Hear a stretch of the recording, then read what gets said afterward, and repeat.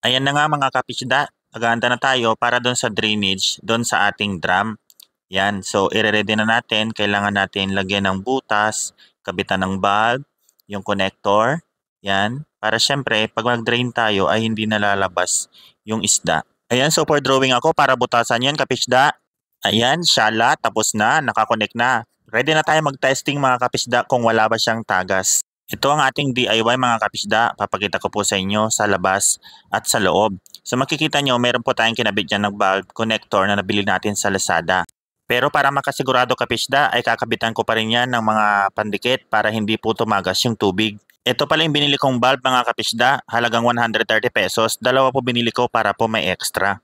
Siyempre, hindi ko rin nakalimutan guys ang probiotics. Meron na tayong aqua nitrifying, odor fixing, and then meron po tayong aqua maintenance. Ito po ay kailangan natin na ilagay everyday dito sa ating gagawin sa pag-aalaga ng hito sa drum.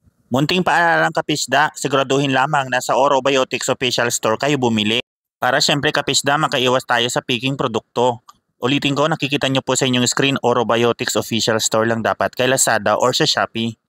Ayun na nga kapisda, finish na po tayo sa ating ginawa. Yan na po yung drainage na nakikita nyo na nakakabit po yung valve at saka connector. Ayun kapisda, papakita ko lang sa inyo yung nabili ko sa Lazada, ang probiotics. Ganito po ang itsura niya, nakabalot po siya.